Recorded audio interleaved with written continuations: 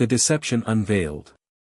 Admiral Reina Vasquez stood at the observation deck of Orbital Station Hyperion, her weathered hands clasped behind her back as she watched Earth's false defense grid flicker in low orbit.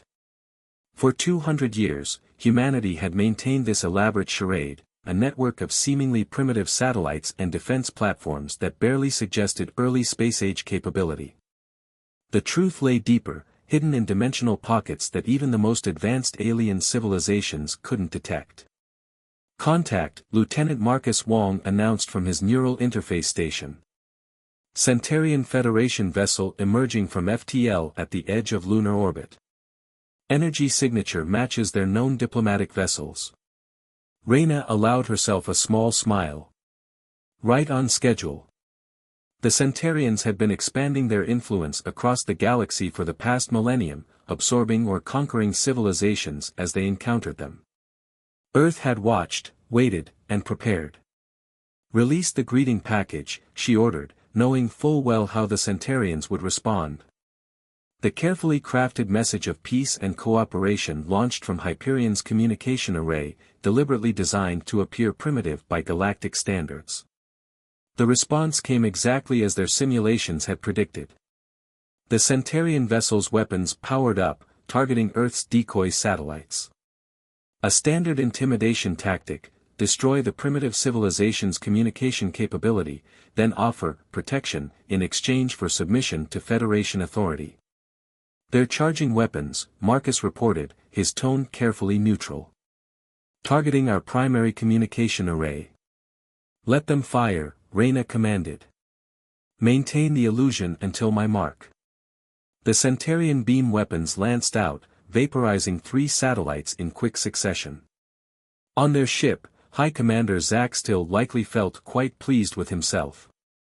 His sensors would show Earth's defensive capabilities reduced by 30%, their communication network in shambles.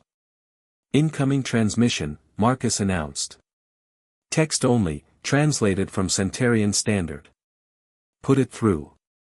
The message appeared in glowing holographic text before Reina. Greetings, people of Earth. We regret this display of force, but your primitive technology posed a risk to navigation. The Centurion Federation offers membership and protection to developing worlds. Accept our guidance, and we will elevate your species to the stars. Reina's smile widened.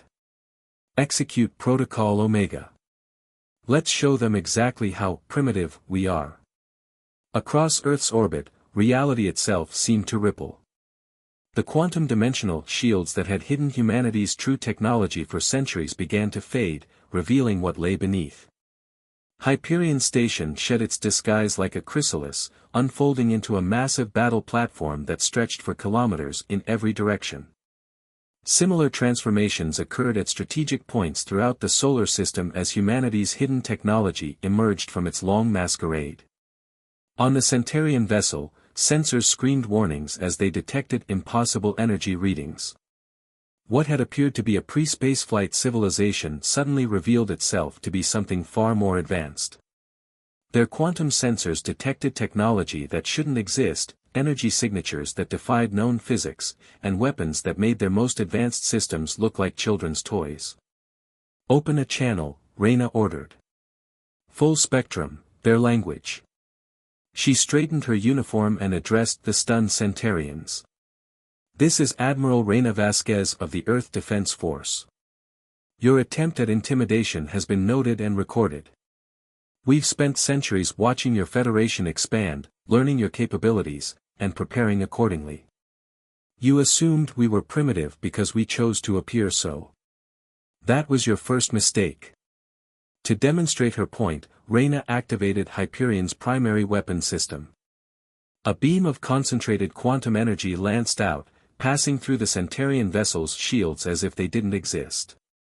The beam didn't damage the ship, instead, it temporarily shifted a small section of hull into another dimension and back again. The message was clear, Earth could have destroyed them but chose not to. Impossible, High Commander Zach Still's voice crackled over the comm, your energy readings, your technology, this violates all known laws of physics. No, Reina corrected.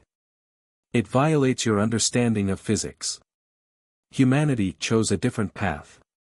While you focused on expansion and conquest, we explored the fundamental nature of reality itself. What you're seeing isn't our military might, it's our warning system. As if to emphasize her point, more of Earth's true defense platforms revealed themselves. Massive structures emerged from dimensional pockets around every planet in the solar system. Quantum tunneling arrays activated on Mars, drawing power from parallel dimensions. Biosynthetic ships grew from seemingly empty space, their organic technology hybrid designs unlike anything the galaxy had ever seen. By Federation law, Zack still began, his voice trembling slightly, any civilization capable of quantum manipulation at this level must be offered full membership status. We're not interested in membership, Reyna interrupted. We've watched how you treat your member species. Earth will remain independent. Consider this demonstration why that's in everyone's best interest. She could almost feel the Centurion commander's growing fear as his sensors detected more impossible technology activating throughout the solar system. You don't understand, he insisted. The Federation's laws are absolute. If you refuse membership, you'll face the full might of our armada. No, Commander Zack Still, you don't understand. What you've seen today isn't our defense system, it's our warning system. The Federation has 3 standard days to withdraw all forces from the Sol system. After that, we'll demonstrate why humanity chose to hide its true nature for so long. As the Centurion vessel retreated at maximum speed, Reyna sent a brief message to the Earth Unified Council, first contact protocol complete. They reacted exactly as predicted. Initiating Phase 2 of Operation Revelation. Humanity had spent centuries preparing for this moment. Now it was time to show the galaxy why. Deep beneath the Pacific Ocean, in a facility that existed in multiple dimensions simultaneously, Dr. Imani Okoro activated Project Singularity. The real demonstration was about to begin. Send word to all outposts, Reyna ordered. Operation Revelation is now active. Show them what humanity can really do. As her orders echoed across the quantum network, she watched Earth's true defensive grid power up. The Centurions would return with their fleet, of course. They had to, their entire empire was built on the assumption of technological superiority. But when they came back, they would learn why humanity had hidden for so long. It wasn't fear that had kept Earth isolated. It was mercy. The Council's gambit. Grand Arbiter Kielvax stood before the Centurion Federation Council, his crystalline exoskeleton reflecting the harsh light of the chamber's quantum displays. The emergency session had been called within hours of Commander Zack Still's retreat from Earth, and now the highest authorities of the Federation faced their greatest crisis in 10 millennia. The humans deceived us all, Kielvax announced, his voice resonating through the vast chamber. For centuries, we watched their primitive attempts at spaceflight, their crude satellites, their fumbling steps toward the stars. It was all orchestrated. All false. The holographic displays showed footage from the Earth encounter. Council members chittered and buzzed in disbelief as they watched humanity's true technology emerge from dimensional shadows. The quantum energy readings alone defied everything their science had declared possible. How? Demanded Council Elder Nixera, her bioluminescent patterns flashing with agitation. How did they progress along such a radically different technological path without detection? Before Kielvax could respond, the chamber's security alarms screamed to life. Every quantum sensor in the Federation capital detected a massive energy surge. Reality itself seemed to twist as a human figure materialized in the center of the council chamber, a dark-skinned woman in a pristine white uniform adorned with gold insignia. Because, Dr. Imani Okoro said calmly, her holographic presence perfectly solid despite being projected across 50 light-years of space, we learned to step sideways through reality while you were still learning to walk forward through it. The Council's guard drones opened fire immediately.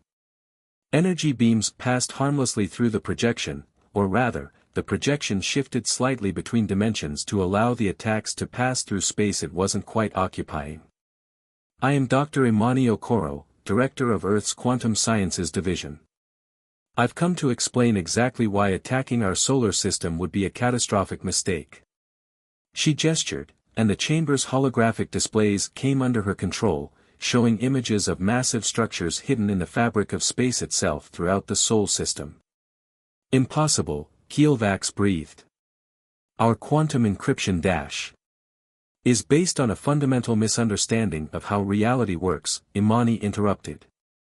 While your civilization focused on expansion, we chose to understand. While you built an empire across space, we learned to move between spaces. The displays showed Earth's true defensive grid, not just the revealed platforms and ships, but the vast networks of quantum-entangled satellites that existed partially in other dimensions. Biosynthetic vessels that could adapt and evolve during battle. Weapons that didn't just damage their targets but redistributed their probability of existence. The Federation has encountered 47 spacefaring civilizations, Imani continued. You've absorbed 45 of them into your empire. 2 destroyed themselves rather than submit. But you've never encountered anything like humanity because we didn't follow your path to the stars. We found a better one. In high orbit above the Federation capital, Admiral Vasquez watched the confrontation through quantum-linked sensors. The massive Federation defense fleet, nearly 2,000 ships strong, hung motionless in space, their sensors trying desperately to detect how her flagship had approached unnoticed. This is your final warning, Imani told the Council. Earth will remain independent. Any aggressive action against our solar system will be met with forces you cannot comprehend. We don't want war. We don't want conquest. We simply want to be left alone to continue our research. Research into what? Elder Nixera demanded, her natural scientific curiosity overwhelming her fear. Imani smiled. Into what reality actually is.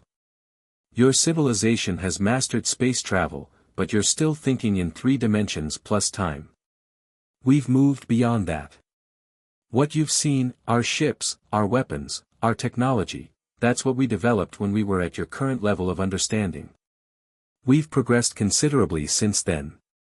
To demonstrate her point, she gestured at the chamber's quantum displays again. They showed a massive structure orbiting Jupiter, a sphere of impossible technology that seemed to exist in multiple places simultaneously. That, she explained, is an early prototype. A device capable of rewriting local physics. We built it 3 centuries ago, before we fully understood how to manipulate dimensional barriers. Our current projects are considerably more sophisticated. The Council chamber erupted in panic. The ability to alter the fundamental laws of physics themselves was beyond anything they had conceived possible. It violated every principle of their science, every understanding of how the universe worked. You're lying, Kielvax declared, but his voice wavered. No civilization could advance so far without detection. We advanced so far because we weren't detected, Imani corrected. We saw how the Federation treats potential rivals. So we hid. We watched. We learned. And we prepared. The technology we revealed during first contact was deliberately chosen, advanced enough to demonstrate our capabilities, primitive enough to be comprehensible to your science. In orbit, Admiral Vasquez received the signal she'd been waiting for. Project Singularity was ready. Across the solar system, humanity's true defensive grid hummed with power drawn from multiple dimensions. Your fleet is gathering for an attack, Imani told the Council.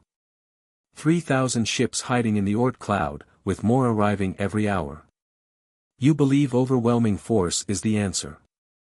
Allow me to demonstrate why you're wrong. She made a simple gesture.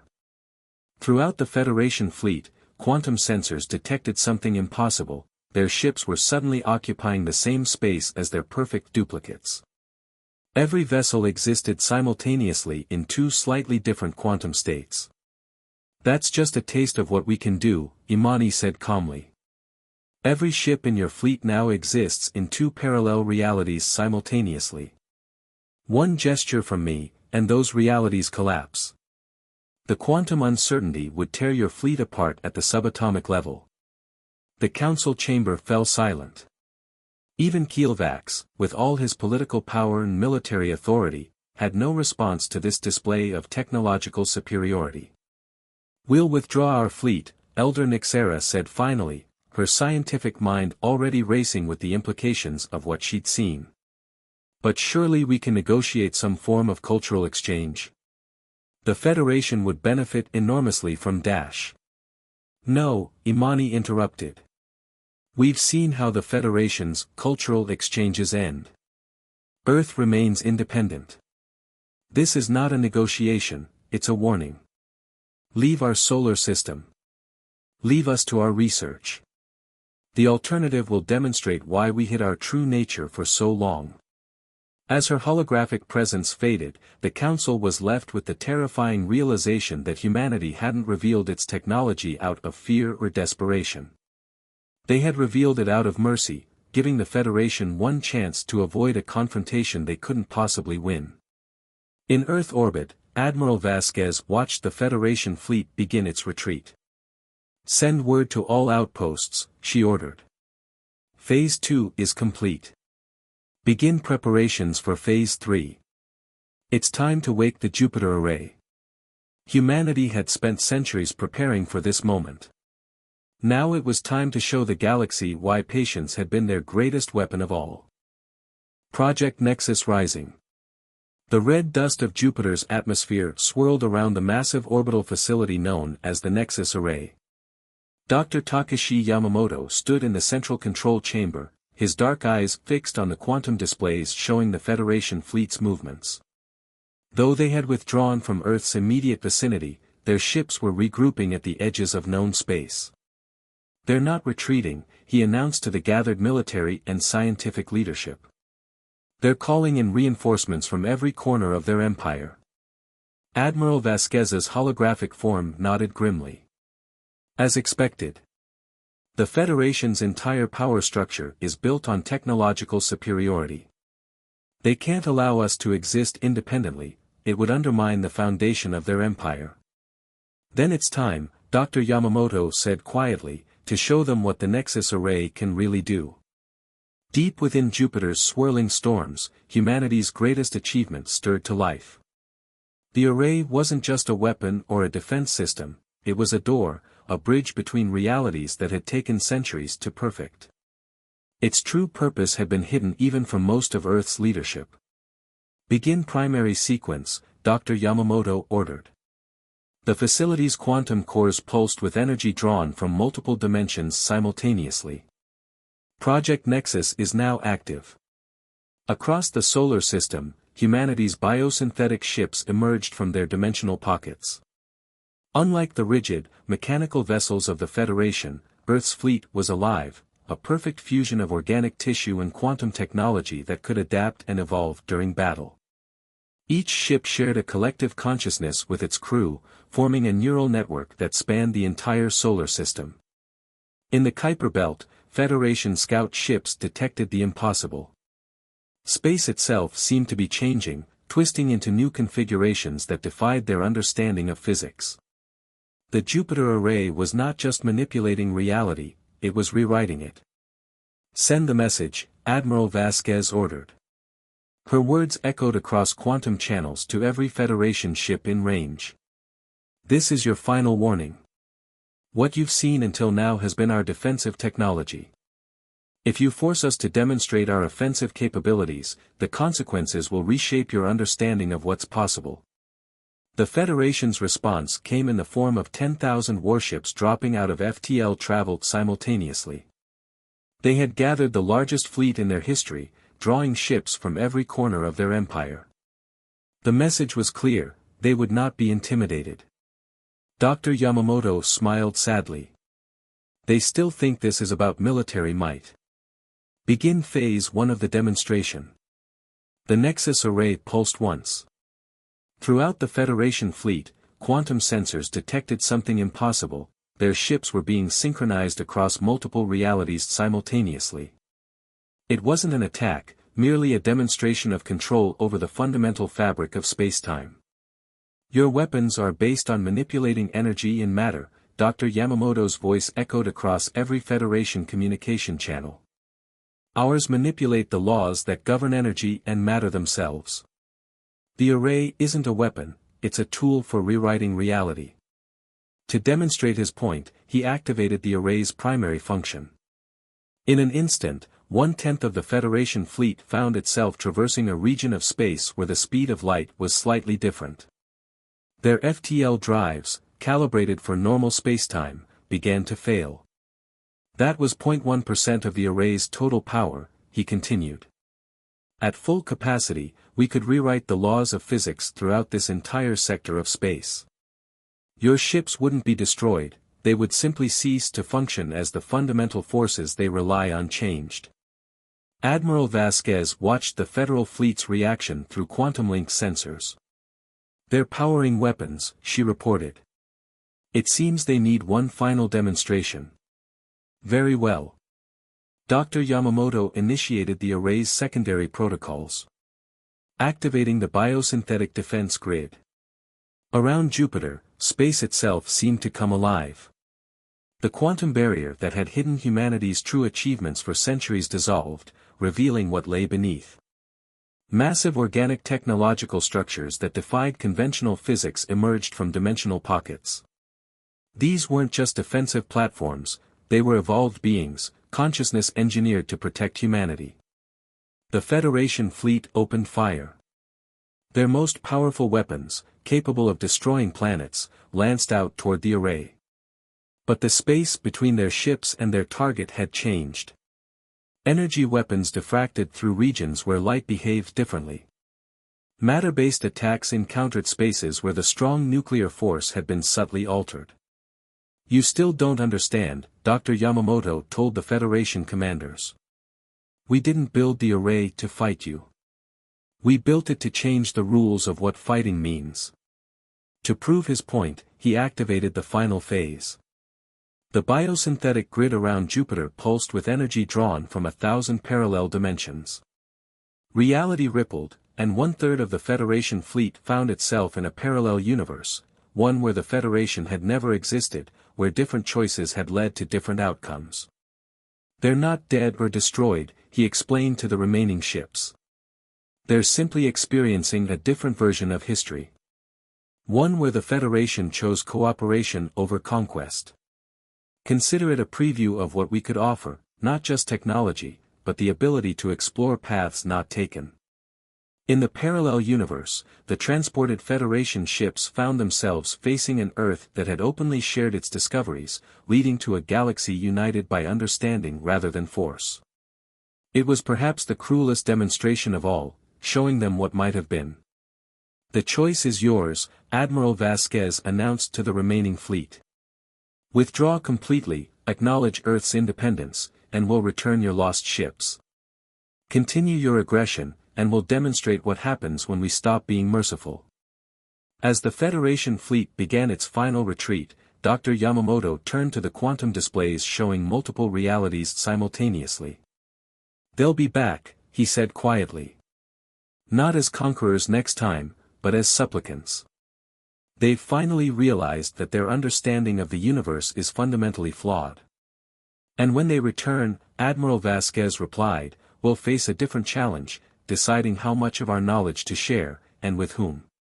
The Nexus Array continued its quiet work, maintaining the delicate balance between realities. Humanity had spent centuries preparing not just for conflict, but for what would come after, the responsibility of holding power that could reshape existence itself. In the vast depths of Jupiter's storms, the biosynthetic grid evolved and grew, preparing for the next phase of human development. The Federation had sought to conquer space. Humanity had learned to transcend it. The real work was just beginning. The Battle of Neptune's Ring. The quantum alarms screamed to life across the solar system. From the depths of interstellar space, 30,000 Federation ships emerged simultaneously, the largest armada ever assembled in galactic history. At their head flew the Federation's ultimate weapon, the World Breaker, a vessel the size of Earth's moon, powered by the combined technological might of 45 conquered civilizations. Admiral Vasquez watched from the bridge of her flagship, the Quantum Dawn, as the Federation fleet approached Neptune's orbit. "They've committed their entire navy," she noted calmly. Exactly as predicted. The Federation's new Supreme Commander, Grand Admiral Zendar, broadcast his message across all frequencies: "Your tricks and dimensional technologies cannot stand against the combined might of the Federation. Surrender now, or we will demonstrate true power." In her command center beneath Neptune's frozen surface, Dr. Kasumi Tanaka smiled grimly. The Federation still hadn't realized that everything, their retreat, their gathering of forces, even their construction of the World Breaker, had been anticipated centuries ago. "Activate the Kraken Protocol," she ordered. Neptune's rings began to move. What the Federation had dismissed as natural ice and rock revealed itself as something far more extraordinary. Billions of quantum-linked particles, each one a microscopic computer more powerful than the Federation's most advanced AI, awakened simultaneously.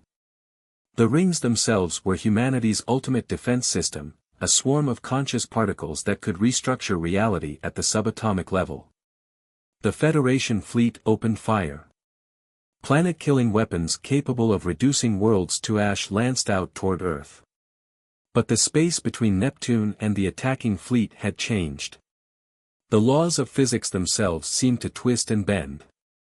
"They still think this is about weapons," Dr. Tanaka commented to Admiral Vasquez through their quantum link. "They haven't realized that we're not fighting their ships, we're fighting their understanding of reality itself." Neptune's rings pulsed with energy drawn from 1,000 dimensions. The swarm of quantum particles moved with collective intelligence, forming patterns that existed in multiple states simultaneously. Where they passed, space itself changed. The first wave of Federation ships found their weapons useless, not because they were blocked or absorbed, but because they had entered a region where the fundamental forces governing energy weapons behaved differently. Matter-based attacks encountered spaces where the strong nuclear force had been subtly altered. The World Breaker moved forward, its main weapon charging, a device designed to tear planets apart at the atomic level. But as it prepared to fire, Neptune's rings responded. The quantum swarm surrounded the massive ship, not attacking it but changing the nature of space around it. "What you're seeing," Dr. Tanaka's voice echoed through every Federation ship, "is not a weapon or a defense system. It's an expression of humanity's understanding of reality itself. Your ships aren't being destroyed, they're being shown the infinite possibilities of existence." To demonstrate her point, she activated the Kraken Protocol's primary function. Throughout the Federation fleet, ships began to experience multiple timelines simultaneously. Crews found themselves living moments where different choices had led to different outcomes. Some saw versions of themselves that had never joined the Federation's military. Others witnessed realities where their civilizations had chosen cooperation over conquest. The World Breaker fired its planet-killing weapon. The beam of concentrated energy, powerful enough to shatter worlds, struck a section of Neptune's rings. But instead of destruction, something extraordinary happened. The quantum particles absorbed the energy and redistributed it across multiple dimensions, turning the attack into a spectacular display of light and possibility. "Your weapon was designed to destroy planets," Admiral Vasquez transmitted to the Federation fleet. "Ours were designed to change the way reality works. Your entire civilization is built on the assumption that the laws of physics are constant and unchangeable. We discovered they're more like guidelines, suggestions that can be rewritten." To prove her point, she activated the final phase of the Kraken Protocol. Around the Federation fleet, space itself began to fold. Ships found themselves traversing regions where time moved differently, where cause and effect had become suggestions rather than laws. The World Breaker, pride of the Federation fleet, discovered that its very existence had become uncertain. The quantum particles surrounding it had shifted it into a state of multiple possibilities, simultaneously existing and not existing, victorious and defeated, present and absent. "This is not a battle you can win," Dr. Tanaka announced to the increasingly desperate Federation commanders. "Not because our weapons are stronger, but because we're not fighting on the same level. You brought ships to a reality war." Across the Federation fleet, crews watched in horror and wonder as Neptune's rings continued their impossible dance. The quantum swarm wasn't just defending, it was teaching, showing them glimpses of realities where different choices had led to different outcomes. Grand Admiral Zendar, watching his mighty fleet rendered helpless not by destruction but by transformation, finally understood. The humans hadn't spent centuries hiding out of fear. They had spent centuries deciding how best to demonstrate that war itself, as the Federation understood it, had become obsolete. "Stand down," he ordered his fleet, his voice heavy with the weight of revelation. "We cannot fight an enemy who can change the rules of warfare itself." As the Federation fleet began its final retreat, Admiral Vasquez turned to the quantum displays showing multiple realities simultaneously. "They'll be back," she said quietly. "Not as conquerors this time, but as students. They've finally realized that everything they thought they knew about the universe is just the beginning." In the depths of Neptune's ocean, the quantum processors that controlled the ring system continued their calculations. Humanity had prepared not just for war, but for what would come after, the responsibility of showing a galaxy trapped in linear thinking that reality itself was far more flexible than they had imagined. The true revolution wasn't in the weapons they had built, but in the understanding they had gained. The Federation had sought to conquer space. Humanity had learned to transcend it. And this was just the beginning. Beyond the stars. 1 year after the Battle of Neptune's Ring, the Great Hall of the Terran Quantum Institute hummed with energy drawn from 1,000 dimensions. Representatives from every Federation world had gathered here, not as conquerors or subjects, but as witnesses to something unprecedented in galactic history. Dr. Amara Okafor stood before the assembled delegates, her presence simultaneously physical and quantum projected across multiple realities. Behind her, the massive quantum display showed something that most of the audience couldn't quite comprehend, the true nature of reality itself, rendered visible through humanity's advanced understanding of dimensional mechanics. "For millennia," she began, "civilizations have looked to the stars and sought to conquer them. The Federation built an empire across space. But while you were expanding outward, humanity chose to look inward, to understand not just the universe, but the fundamental nature of existence itself." The hall's quantum sensors pulsed as she activated the primary demonstration. Around the gathered delegates, reality seemed to shimmer as multiple possibilities existed simultaneously. Each being in the room experienced versions of themselves from parallel timelines, scientists instead of warriors, explorers instead of conquerors. "What you're experiencing," Dr. Okafor continued, "isn't an illusion or a technological trick. It's a glimpse of what reality actually is, not a single, fixed timeline, but an infinite web of possibilities existing simultaneously. Humanity didn't develop superior weapons or defenses. We developed a superior understanding." In orbit above Earth, the transformed Federation ships hung motionless, their crews still adapting to the revelation that everything they thought they knew about physics, about reality itself, was just the beginning. The mighty world breaker, once the pride of their fleet, now served as a testament to the limitations of conventional thinking. Admiral Vasquez, standing at the back of the hall, remembered the moment when the Federation had finally understood. It wasn't during the battle, when their weapons proved useless against forces that could rewrite physics itself. It was afterward, when humanity had shown them glimpses of realities where different choices had led to different outcomes.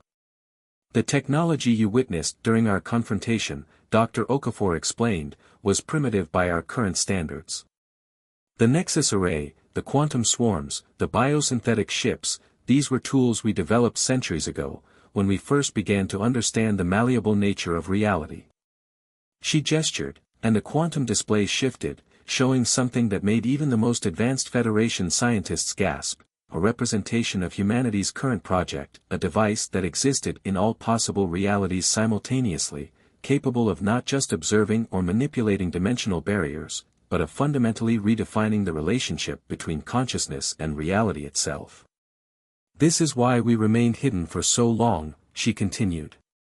Not because we feared your weapons, but because we needed to be certain we could handle the responsibility of what we'd discovered. The power to rewrite reality carries with it an obligation to use that power wisely. The Federation's new Grand Arbiter, a reformed Kielvax, stepped forward. We came as conquerors, he admitted, his crystalline exoskeleton reflecting the quantum energies that filled the hull. We leave as students. The Federation offers not submission, but partnership. Help us understand what you've discovered. Dr. Okafor smiled. That was always the plan. The confrontation you initiated wasn't a war, it was a demonstration, carefully orchestrated over centuries to show you that there was another way. The Federation spent millennia mastering space. Now it's time to master reality itself. In the depths of Jupiter's storms, the evolved biosynthetic grid pulsed with new purpose. The quantum computers beneath Neptune's frozen surface calculated possibilities across infinite dimensions. And in research facilities throughout the solar system, humanity's greatest projects continued their work, not weapons of war, but tools for understanding the true nature of existence. The age of conquest is over, Admiral Vasquez announced to the assembled delegates. Not because we defeated you, but because we showed you something better.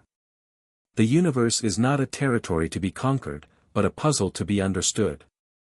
As if to emphasize her point, the quantum fields surrounding Earth pulsed once, giving every being in the solar system a momentary glimpse of infinite possibility, countless versions of themselves, countless choices, countless outcomes, all existing simultaneously in the grand dance of reality.